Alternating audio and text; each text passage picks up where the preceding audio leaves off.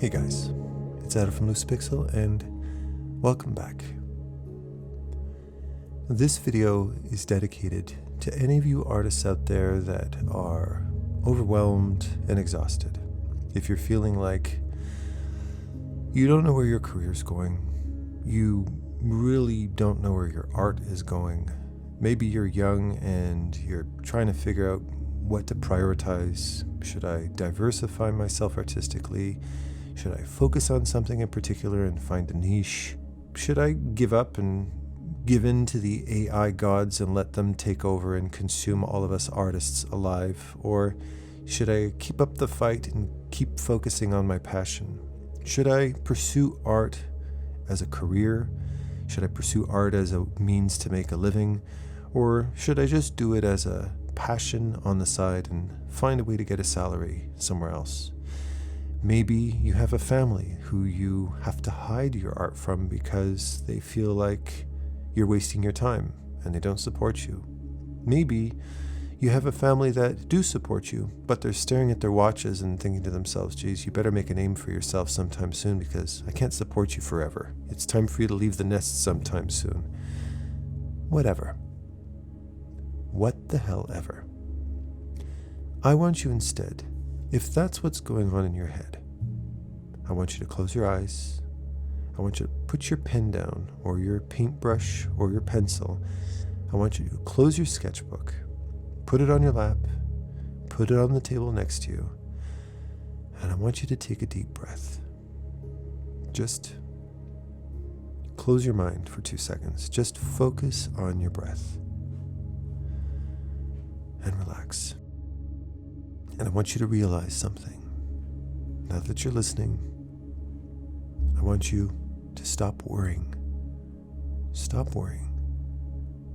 Everything that I just mentioned, artificial intelligence, family pressures, money struggles, all of these thoughts and feelings that float around in the back of your head, I want you to realize something. They aren't making any difference. They're not going to bring any value into your life, into your career as a professional artist. What will is focusing, not giving up. Just showing up every day or whenever you can, whenever you have the time, showing up as often as you can and dedicating quality time to producing something hopefully pretty. And you know what? If it's not pretty, if it doesn't succeed, if it doesn't make it in your portfolio, it doesn't matter. Nobody cares. Nobody cares if you produce something that's brilliant and timeless.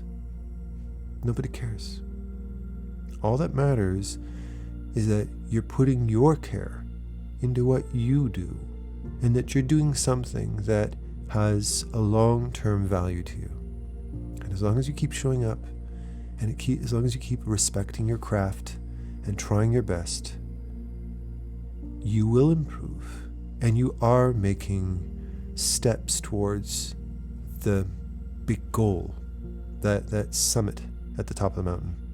And you are going to reach it.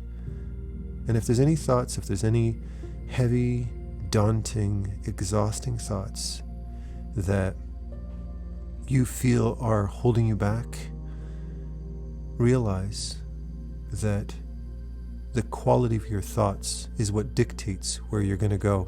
It's not your talent, it's not the tool, it's how you control and how you manage your emotional self.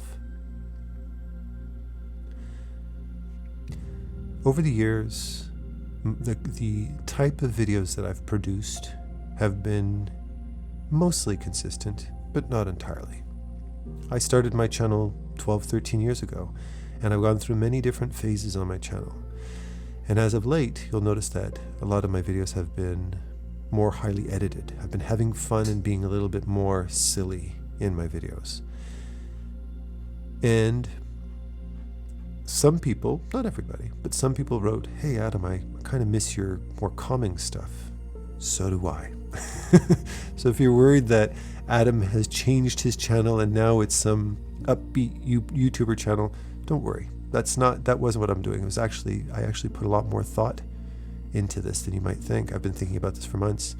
I want to make a clearer distinction between two different types of videos. And whether or not I keep these videos on one channel or split them into separate channels because the algorithm does like consistency is to be determined. I actually put out a poll on my channel to see what you guys thought. Most of you had said you'd prefer to keep it on one channel, which makes sense, right? You don't want to have to go flip-flopping between too many channels to get the kind of content you're looking for. However, I don't know if YouTube agrees with that. They want you to be able to kind of stay in one place and expect a certain type of content from a certain type of content creator, in which case it might be necessary for me to split myself up into two different channels and produce more of this kind of content, the kind of stuff that you're used to on one channel, and have product reviews and more fun videos on my other channel.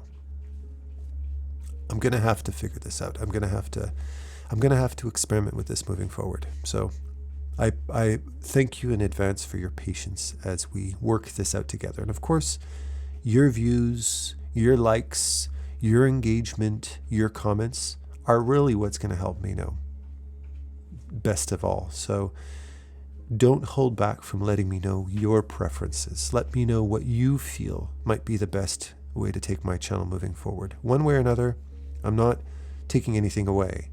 I'm increasing, I'm improving, I'm adding. I want to bring more value into your lives. And as a creator, I want you to feel like you have a home, a place you can hang out and enjoy yourself. I want to do that in the best way possible, and it's up to you to tell me, because this isn't my channel. This is your channel. Remember that. Okay? With that said, hopefully you're settled in and you're listening to me on your headphones or through your speakers. Maybe you're listening to this and you're dozing off to sleep, which I consider a great compliment. One might think that creating content that makes people fall asleep is an insult to how interesting they are. Not at all. I would argue that most of my favorite YouTubers who I listen to are the ones who I very often listen to help me doze off at night. YouTubers like Let Me Know or Vatividia, or I've even fallen asleep to some of Bobby Rebholz's videos because I wanted to watch his creature designs, but he's got such a calming vibe that I end up falling asleep watching the videos. I consider that a compliment. It means you're in a comfy place. So if you're falling asleep to this video, then have a good night. Enjoy your slumber. I won't do anything to jar you out of your sleep, I promise. So what I want to talk about today, there's a couple of subjects I wanted to talk about today. Oh yeah, and by the way, I might let myself ramble and go off on some kind of a tangent and just share personal stories and stuff like that. I don't know. We'll see where this conversation goes. But I've had a thought, and I want to hear from you in the comments what your thoughts on this, because I am very sure of the fact that you've been thinking about this a whole lot too, and that is, where are we going? Where is this art world going? And I've predicted a lot of things. Most of it's come true. I'm starting to see a lot of my predictions come true, but there's a lot of stuff that I'm still observing, I'm still watching. And it relates very closely to the subject of artificial intelligence, of AI. And now that a couple of years have passed, and now that the drama and the novelty of the subject is starting to wane, it's starting to kind of relax a little bit, I'm noticing some really positive things happening that I find not concerning and worrisome, but actually really exciting.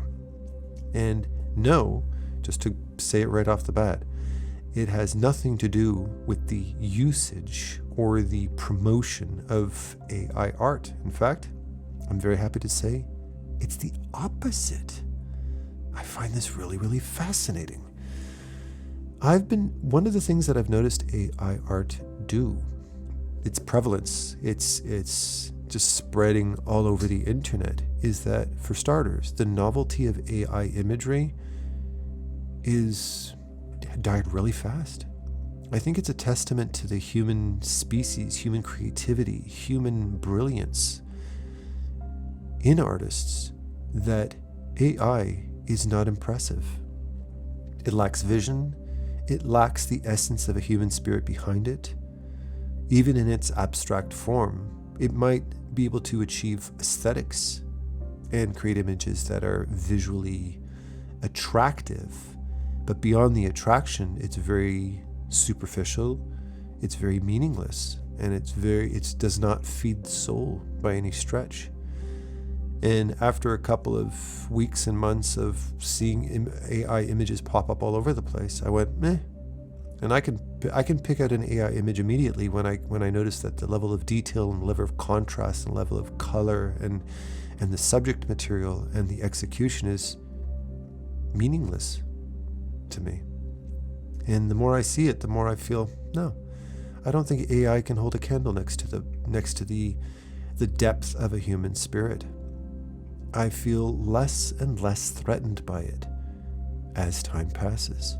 And I think that's a very reassuring thought, because I am an optimist. I am somebody that says, hey, if I walk into a room with a bunch of people that are 10 times stronger, if I walk into a boxing ring and my opponent is stronger than me, if my sparring partner is much stronger and capable than me, then I'm not the type of person who goes, no, I'd rather get into the ring with a sparring partner that's weaker than me because it's good for my ego.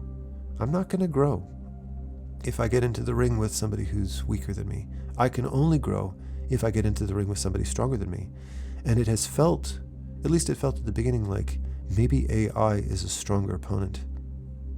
It's only stronger in one aspect. It's just faster. But it's not better.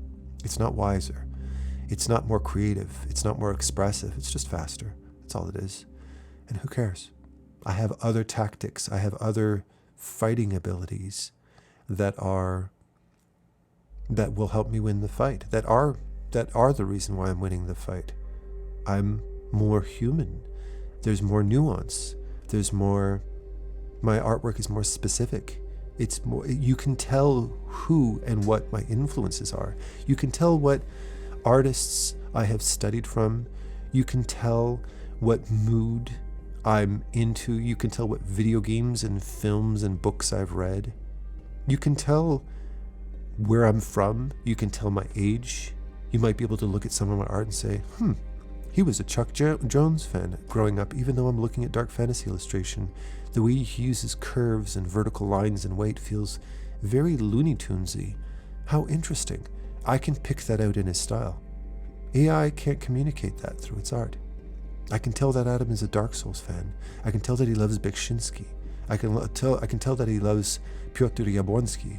I can tell that he studies a lot of Anthony Jones's stuff, and he probably owns 50 of his Gumroads, because I do. He probably binges on Hardy Fowler videos. He's definitely a fan of Bobby Rebholz. You can see my influences. You can see where I come from. And you can predict where I might go. AI can't do that.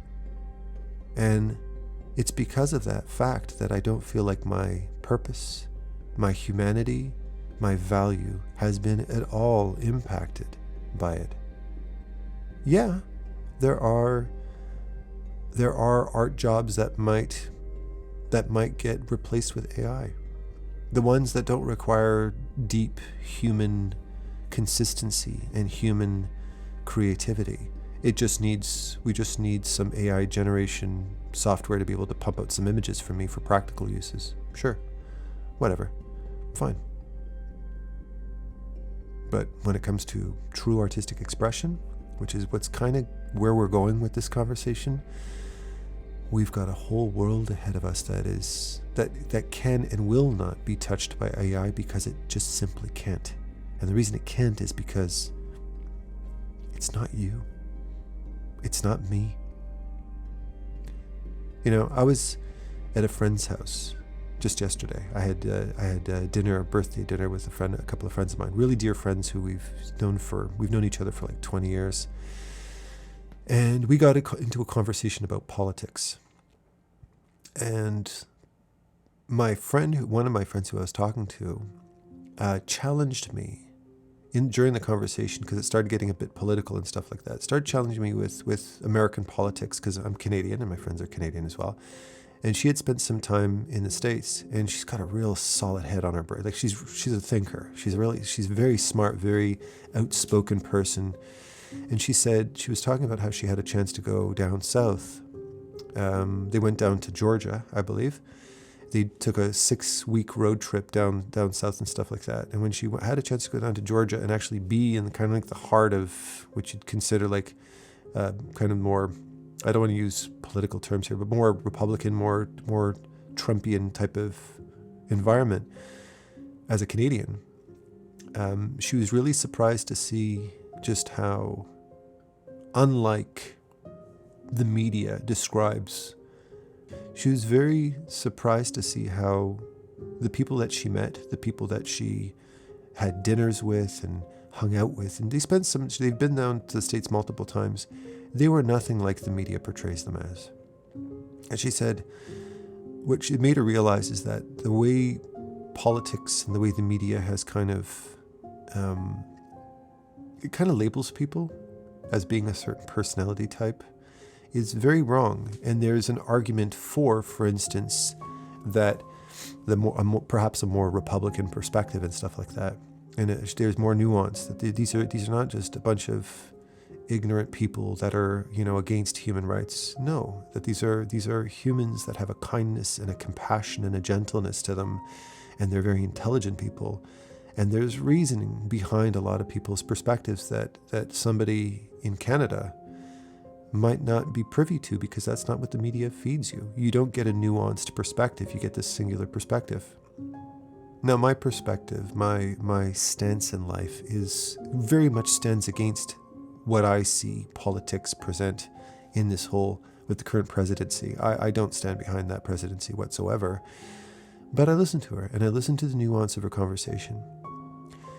Why did I listen to her and value her feedback, value her thoughts and feelings? Why did I not get triggered and offended by her perspective? Why did I not fight her and argue with her? I did push back a little bit at a certain point, but why did I not fight with her?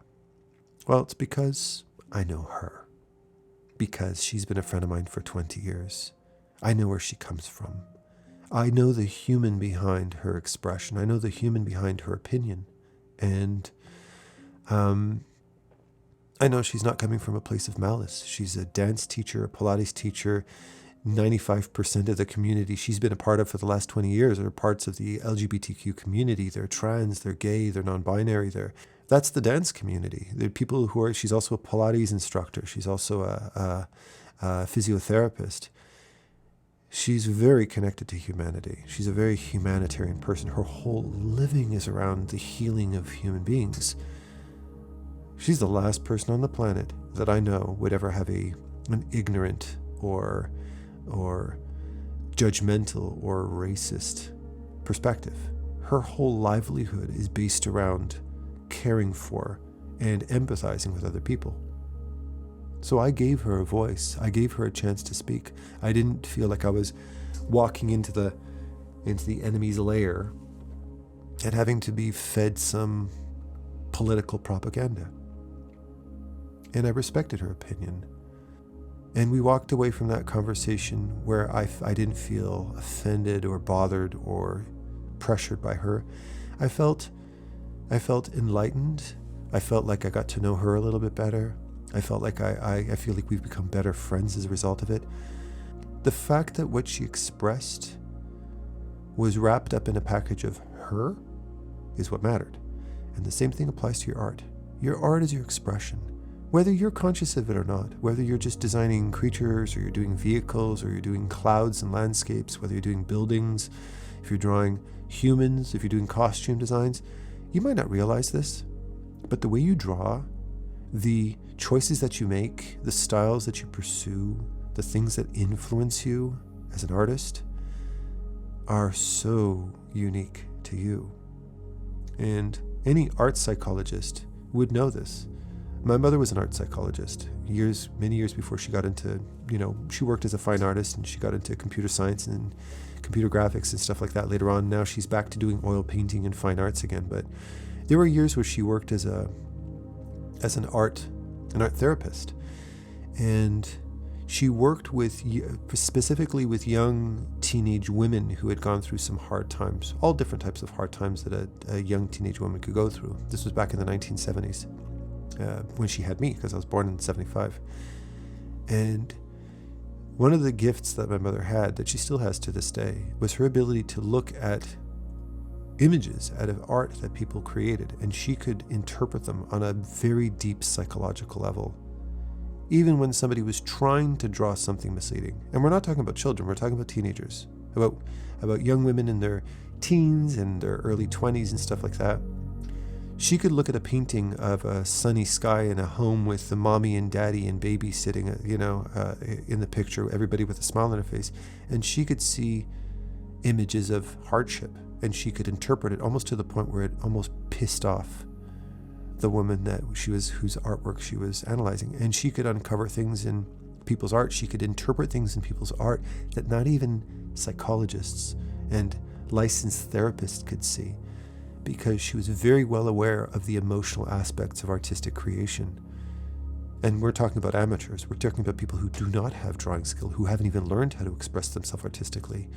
And she could read it like an open page of a diary, and to the point where it was almost too much sometimes, and she would have to pull back and not be so blunt about her interpretations of things. Well, you're no different.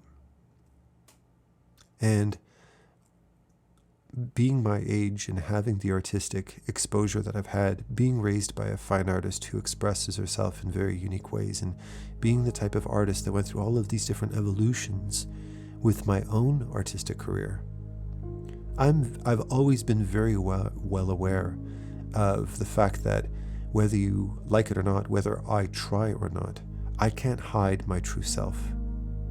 My whole purpose as an artist, as I evolve, as I grow, as I mature, as I adapt, is learning over decades and decades how to be a purer and purer version of who I am, how to more honestly and candidly and purely express my true self. It's a life pursuit, it's a life ambition, it's a life challenge. It's one of the many reasons why I have the quote, "Know thyself," tattooed on my arm, because I've learned over time through all of the challenges, all of the epiphanies that I've had, all of the explorations I've undergone, all of these different things I've done in my life, good, bad, and everything in between. Knowledge of self is at the core of everything. It's being able to express myself from a place of authenticity.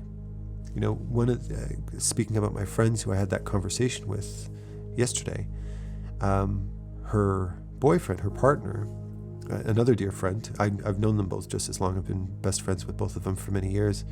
He is an actor, and we spoke about acting for a little bit, and we were talking about just what it means to be a professional actor, and he's played in some pretty big films and stuff like that. He's quite talented, and he said the hardest thing to do as an actor is not to act. It's to be in the moment. It's to live in that moment and express it fully. It's to be able to fully be that. A real actor doesn't act. A real act does. They live in the moment. They embrace that moment. They rehearse that moment. They express that moment in a very, very human way, in a very unrehearsed way, that you have to go over those lines and rehearse that line sometimes hundreds and hundreds and hundreds and hundreds of times until you no longer hear the line. You're not thinking of the line. You're just thinking of the expression. You're expressing it. You look at a scene, if you're ever watching a movie scene where you are moved by it, a really good example would be the movie The Pianist, about the Polish piano player who ends up having to hide away in a dilapidated shack to avoid being captured by the Nazis. He's starving to death. He's emaciated. He's pale. He's cold. He's got scraps of moldy bread that he's trying to ration over a long period of time just so he doesn't starve to death. He's trying to hide away and make no noise for years and years and years.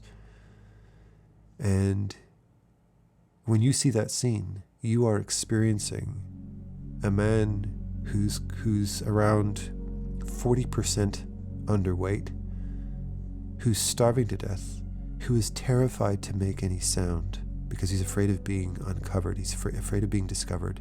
He's freezing cold. His fingers are almost arthritic from the lack of movement. He is starving for human contact. When 10 minutes before that scene was shot, he was probably having lunch with his friends and cracking jokes. Do you for a minute watch a scene out of that movie and feel like you aren't there? Like you aren't looking at somebody who's truly suffering? There's a reason why method acting exists. Method acting is actors who live the part. They live and breathe it the entire time they're doing the shoot.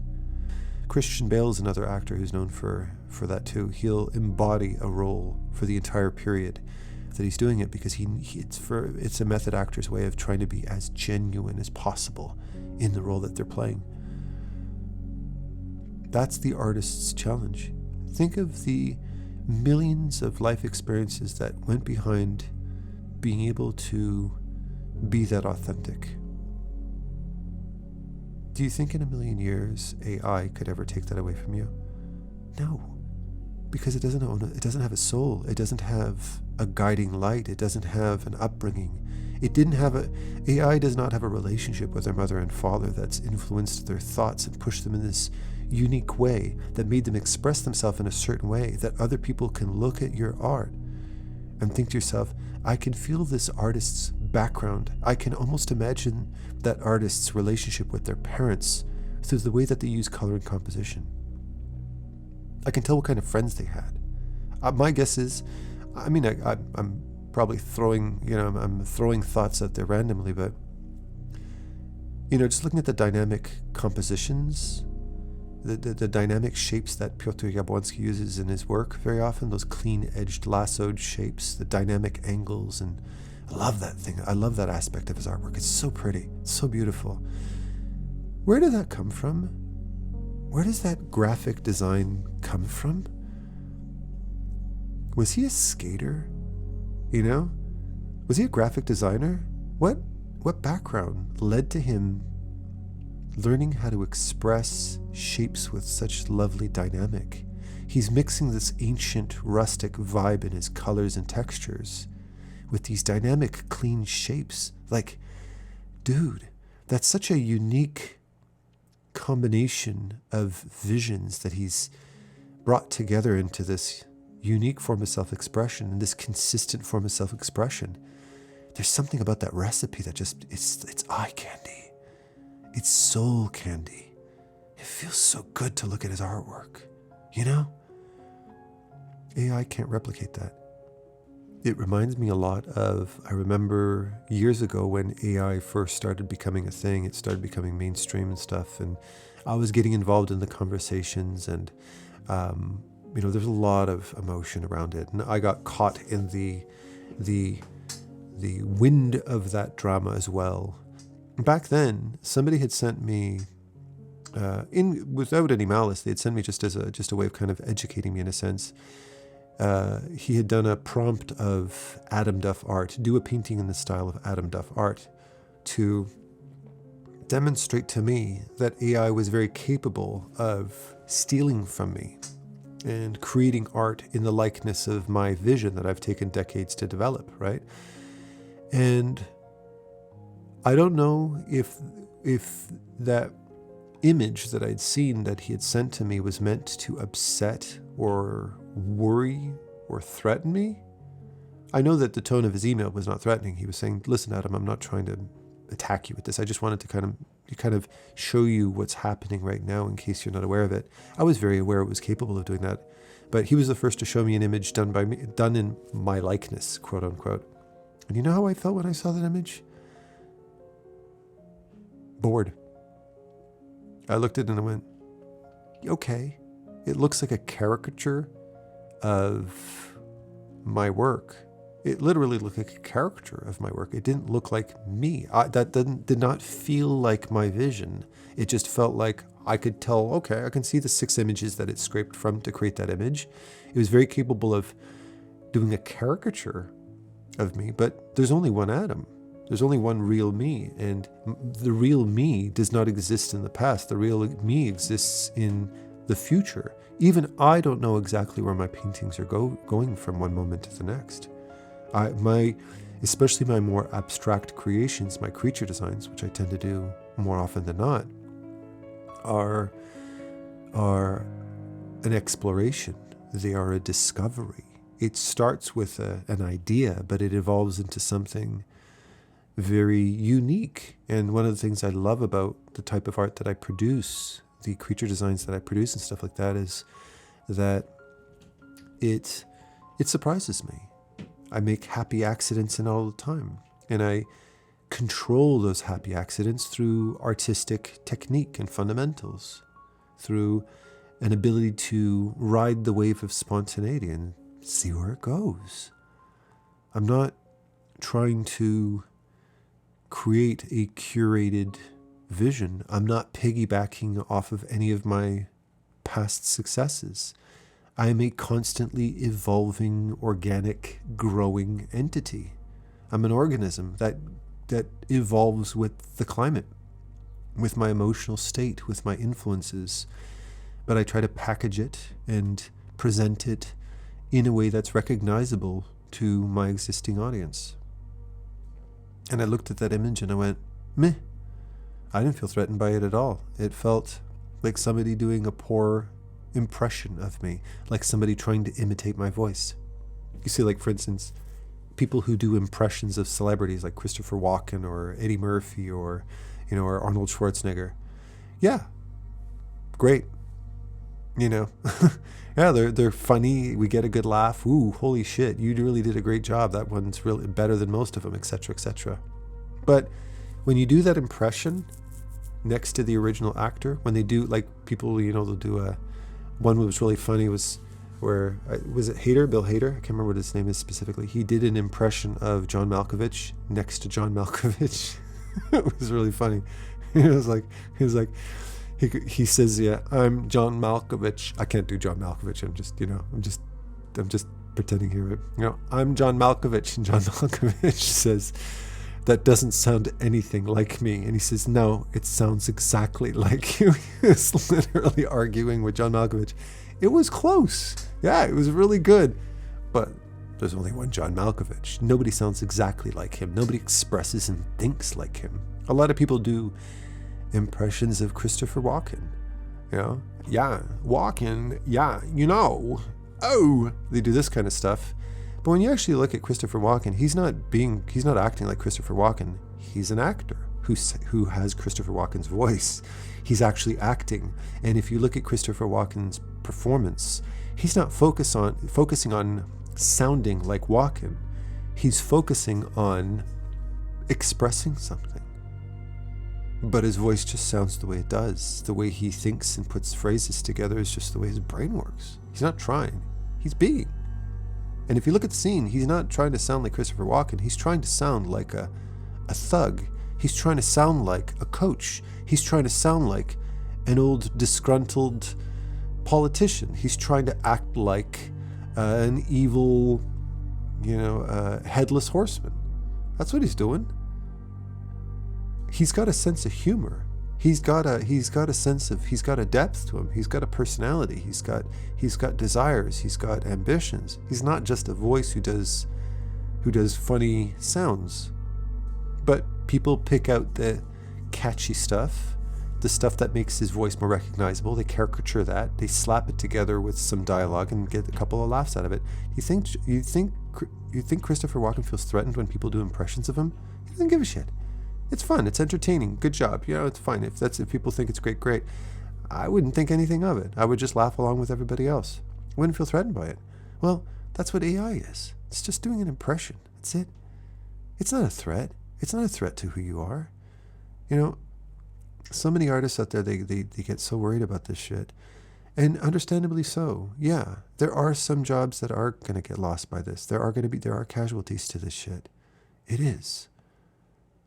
But don't think that it's going to destroy your identity. You know, what's really threatening about AI is it the fact that it's capable of churning out images quickly and effectively? For certain purposes, yeah, it is. And maybe those specific jobs might take a bit of a back seat, and we'll feel the sting of that. Yeah, I'm not denying that. But look at the big picture here. It's not stealing you. It's not stealing your soul. It's not replacing you as a person. It's not destroying your value. The only thing out there that could destroy your value is yourself. You know, if somebody did an impression of Christopher Walken and he said, "Wow, you did that so well, I guess I'm done, fuck this," and he hangs up his acting cape and he steps away and never acts again, well, that just destroyed his future because he made the decision to step away from it, right? But if he says, "Oh, that's great, good impression," and he goes on and he makes his next film, and his next film is something nobody's ever seen before, well then, no harm, no foul. All's good. Christopher Walken's still making great films. Great. And I'm going to keep showing up and I'm going to keep buying those movie tickets just to see his films. I love his work. Right? And I love your work too. I'm a teacher. I work with artists with all different ranges of styles and backgrounds and demographics. I get a chance to see so many different types of expression. And every single one of them excites me. I'm more excited today about art than I ever have been.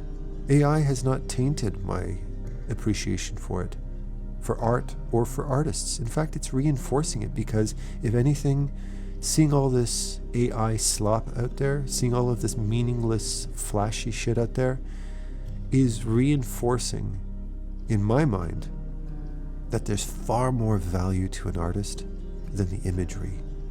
There's the soul, there's the expression, there's the background, there's the everything. It's such a deep, rich form of human expression that seeing just how little AI can handle that, how far away from AI it will always be, the very fact that it lacks that one thing that you and I will always have, humanity, it'll never win. I'm completely 100% unapologetically, lucidly convinced of that. I'm not even remotely threatened by it, by any stretch.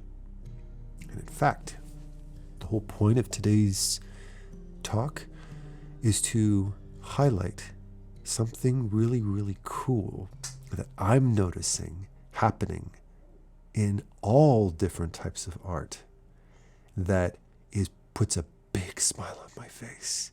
And it's actually doing something really great for the art community. I'm serious. What I've been noticing in art in general, photography, illustration, fine art, etc., is that it's starting to encourage artists to start backpedaling out of digital. Isn't that interesting? I watched a video by Peter McKinnon, who you may very well know. He's a very, very popular Canadian photographer, YouTuber. He's got a great channel, great cinematography. He's very much been a trendsetter for YouTubers and for photographers out there.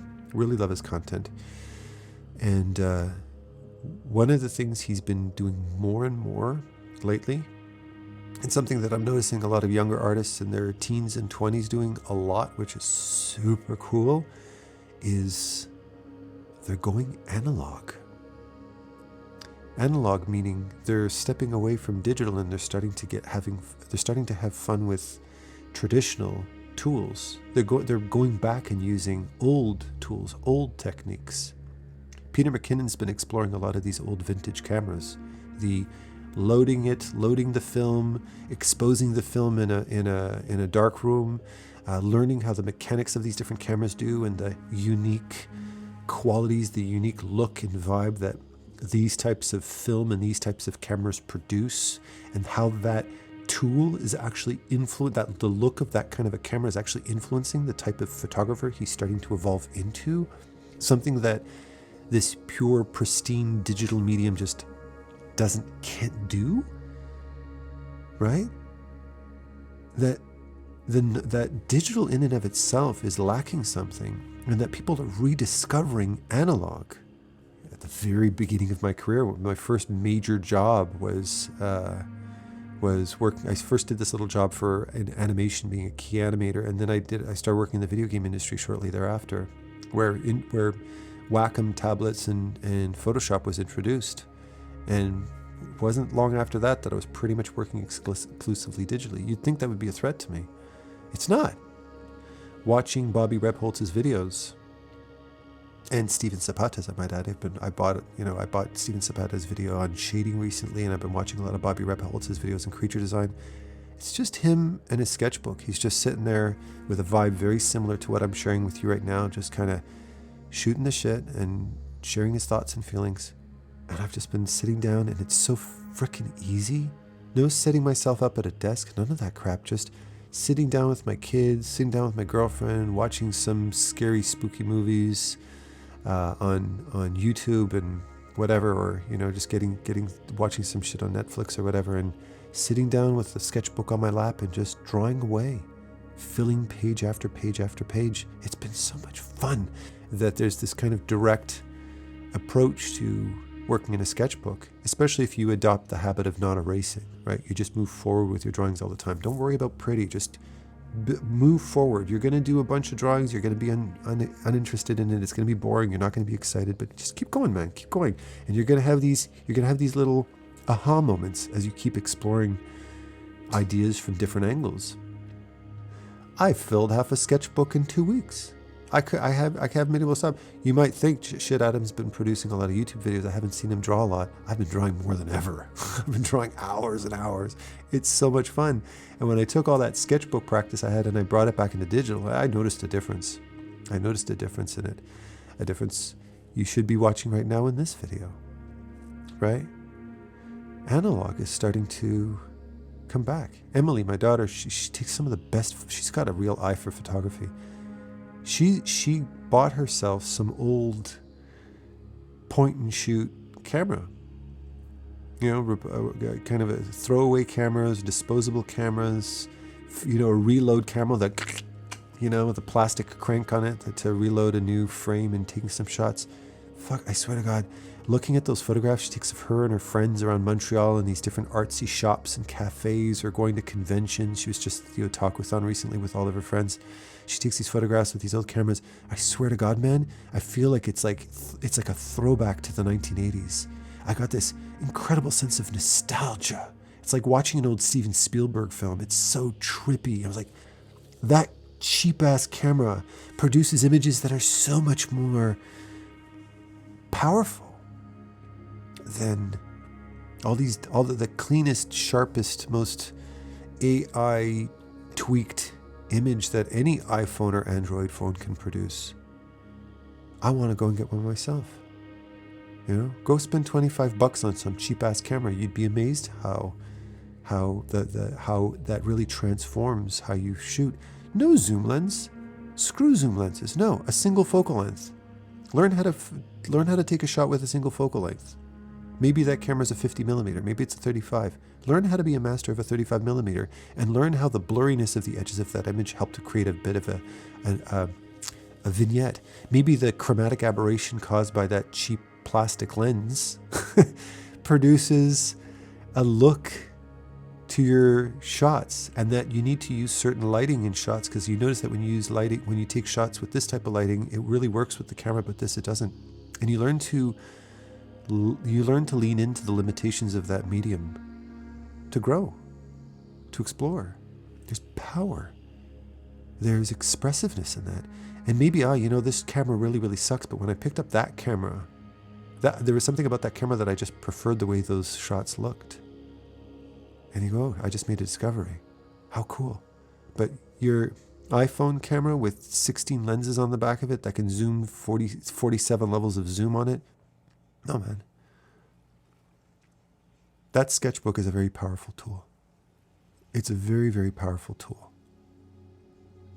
Peter McKinnon has gotten very excited. He's had a renewed interest in art because AI is impacting photographers in a very, very big way too, isn't it? And what it's doing is it's pushing him in the opposite direction.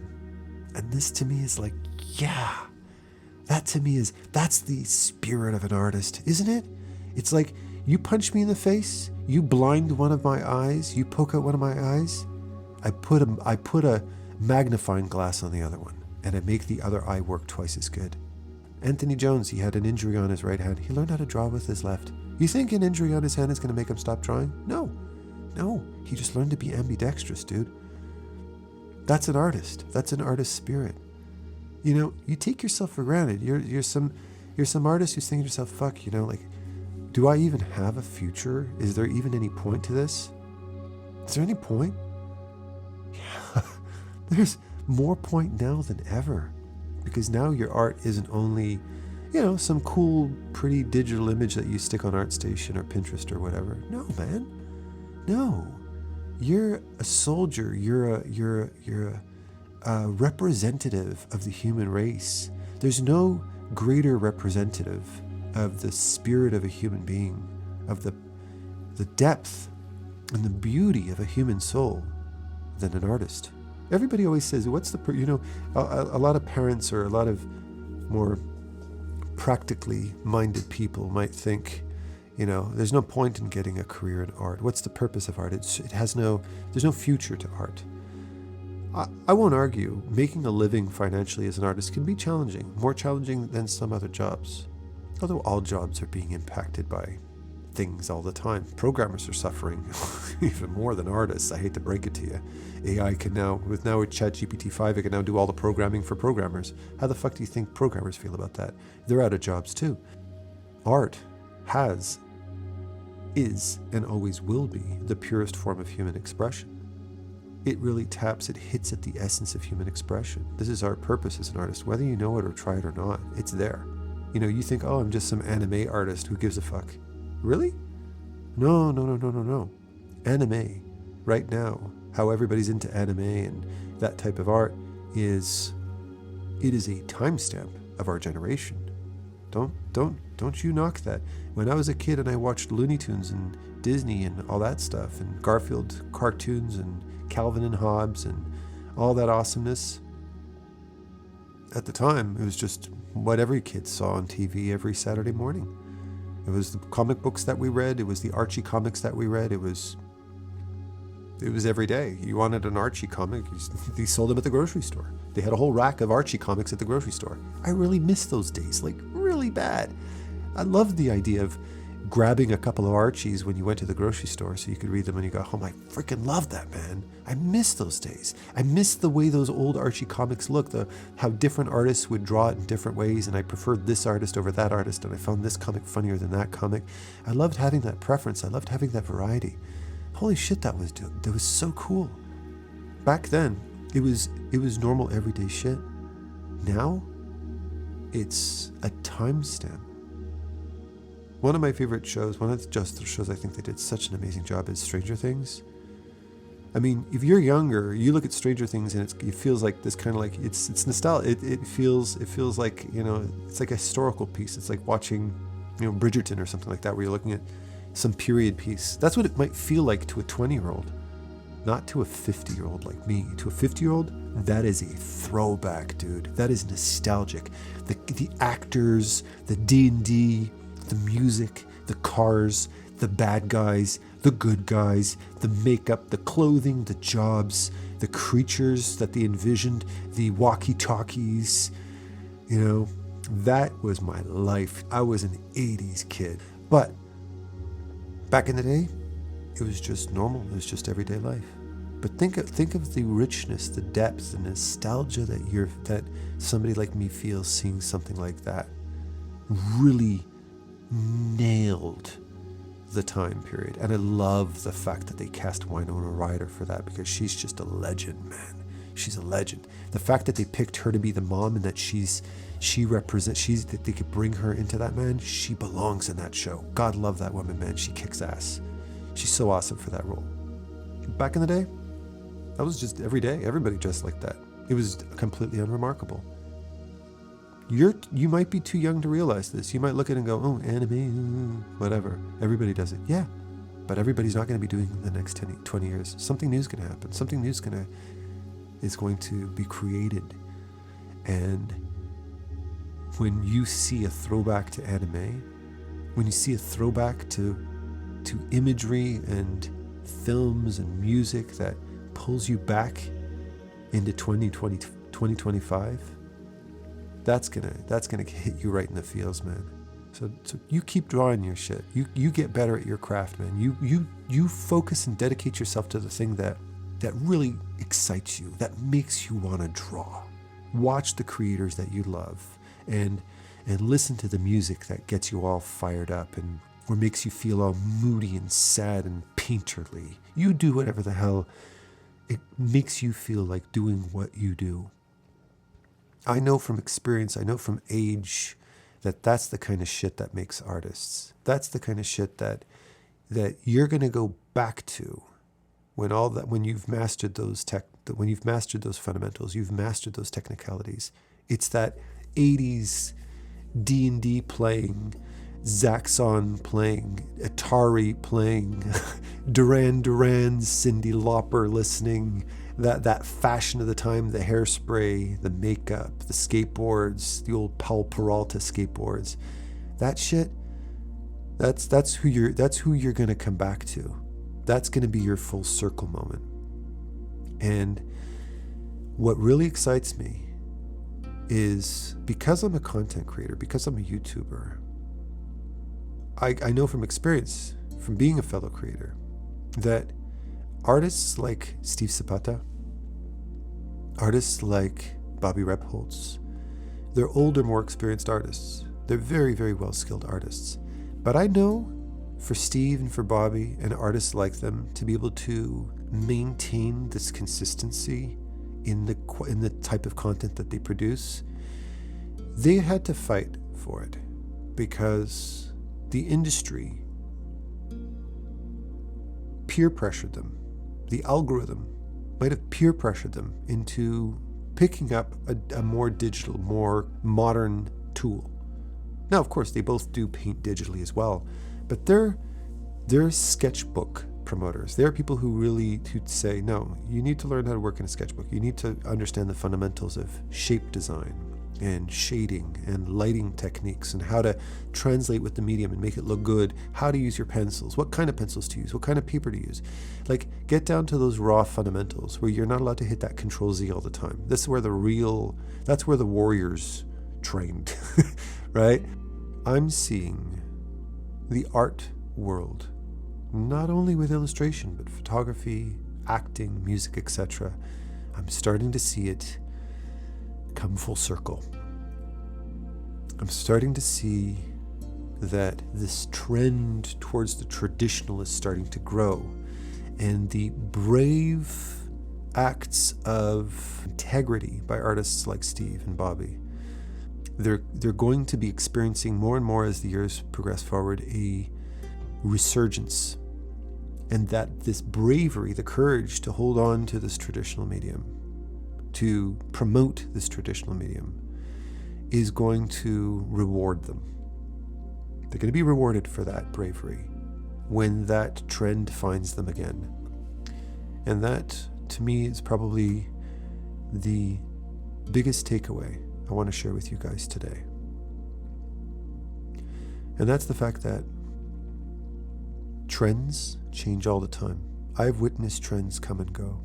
I've spoken many times on my channel about how I chased after trends for years, trying to maintain job viability, trying to maintain employability, because I was trying to do whatever that game studio or that client wanted of me.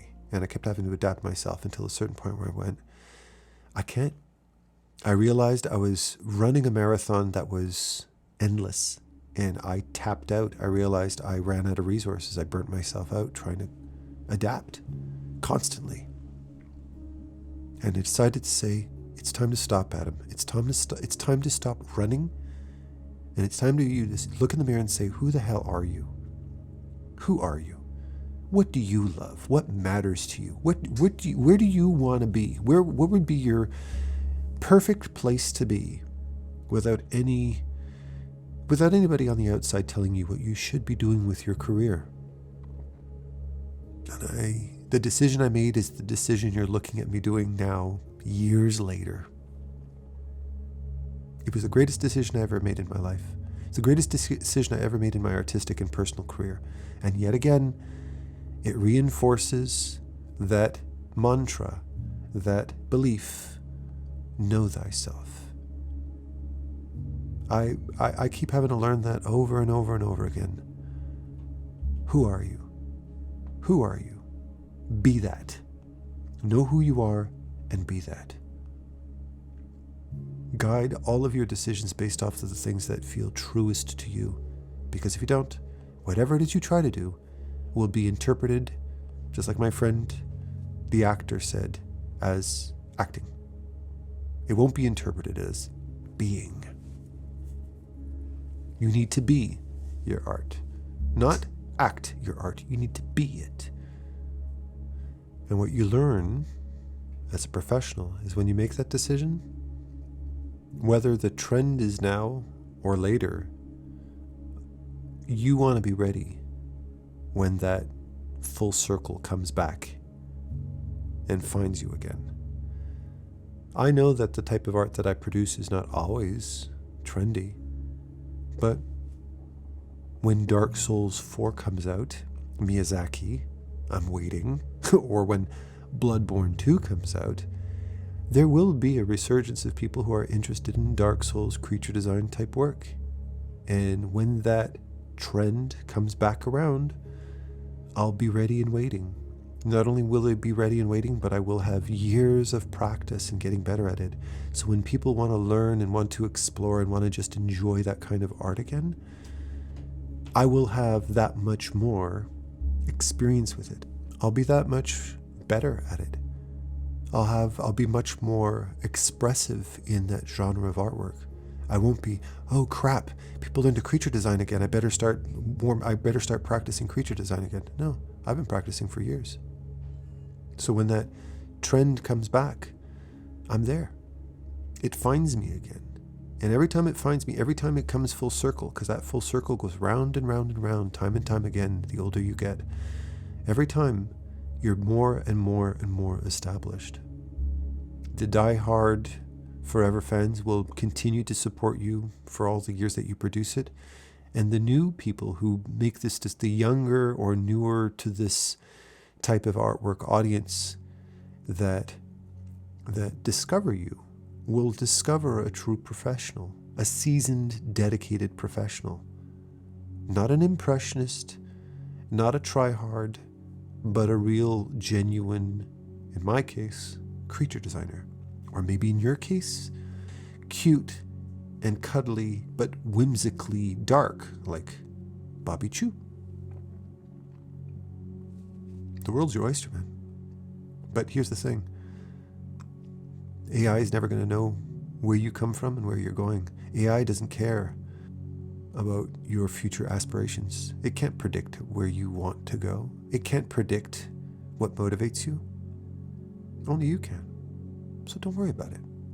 What I want you to do is just relax and enjoy the moment in your sketchbook with your paintbrush.